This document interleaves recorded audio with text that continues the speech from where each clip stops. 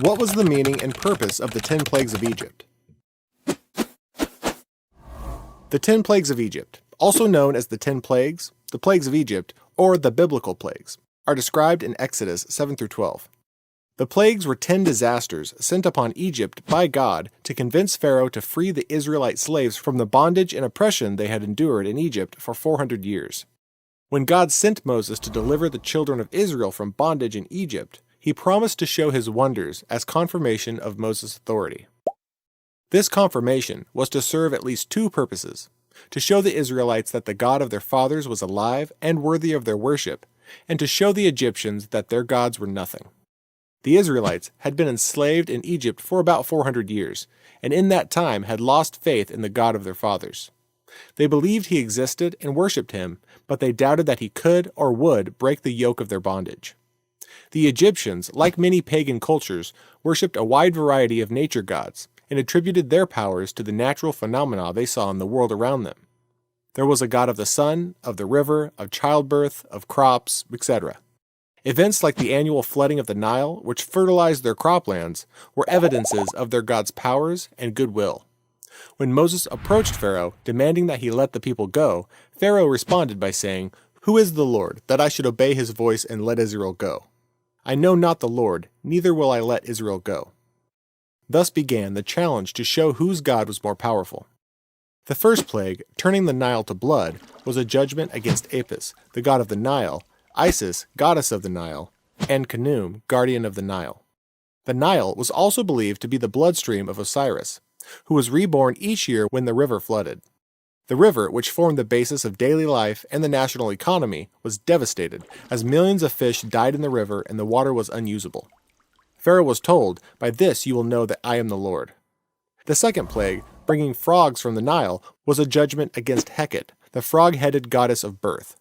Frogs were thought to be sacred and not to be killed. God had the frogs invade every part of the homes of the Egyptians, and when the frogs died, their stinking bodies were heaped up in offensive piles all throughout the land. The third plague, gnats, was a judgment on Set, the god of the desert. Unlike the previous plagues, the magicians were unable to duplicate this one and declared to Pharaoh, "This is the finger of God." The fourth plague, flies, was a judgment on Uatchet, the fly god.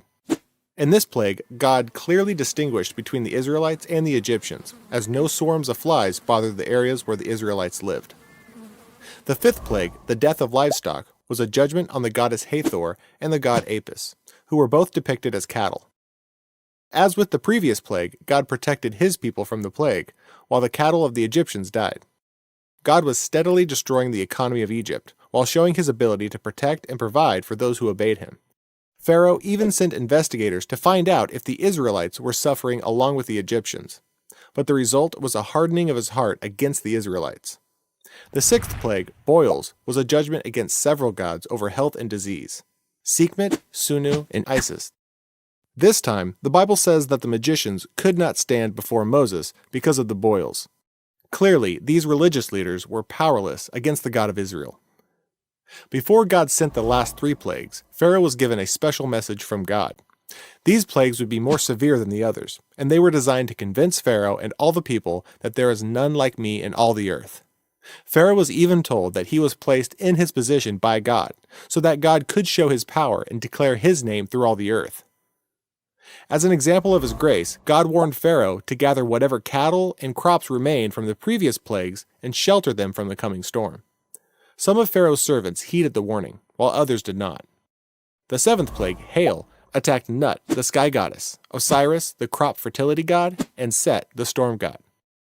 This hail was unlike any that had been seen before. It was accompanied by a fire which ran along the ground, and everything left out in the open was devastated by the hail and fire. Again, the children of Israel were miraculously protected, and no hail damaged anything in their lands. Before God brought the next plague, he told Moses that the Israelites would be able to tell their children of the things they had seen God do in Egypt and how it showed them God's power. The eighth plague, locusts, again focused on Nut, Osiris, and Set.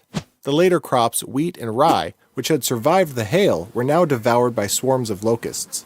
There would be no harvest in Egypt that year. The ninth plague, darkness, was aimed at the sun god, Re, who was symbolized by Pharaoh himself. For 3 days, the land of Egypt was smothered by an unearthly darkness, but the homes of the Israelites had light. The 10th and last plague, the death of the firstborn males, was a judgment on Isis, the protector of children. In this plague, God was teaching the Israelites a deep spiritual lesson that pointed to Christ. Unlike the other plagues, which the Israelites survived by virtue of their identity as God's people, this plague required an act of faith by them. God commanded each family to take an unblemished male lamb and kill it. The blood of the lamb was to be smeared on the top and sides of the doorways, and the lamb was to be roasted and eaten that night. Any family that did not follow God's instructions would suffer in the last plague. God described how he would send the destroyer through the land of Egypt, which orders to slay the firstborn male of every household, whether human or animal. The only protection was the blood of the lamb on the door. When the destroyer saw the blood, he would pass over that house and leave it untouched. This is where the term Passover comes from. Passover is a memorial of that night in ancient Egypt when God delivered his people from bondage. 1 Corinthians 5:7 teaches that Jesus became our Passover when he died to deliver us from the bondage of sin. While the Israelites found God's protection in their homes, every other home in the land of Egypt experienced God's wrath as their loved ones died. This grievous event caused Pharaoh to finally release the Israelites. By the time the Israelites left Egypt, they had a clear picture of God's power, God's protection, and God's plan for them. For those who were willing to believe, they had convincing evidence that they served the true and living God. Sadly, many still failed to believe, which led to other trials and lessons by God.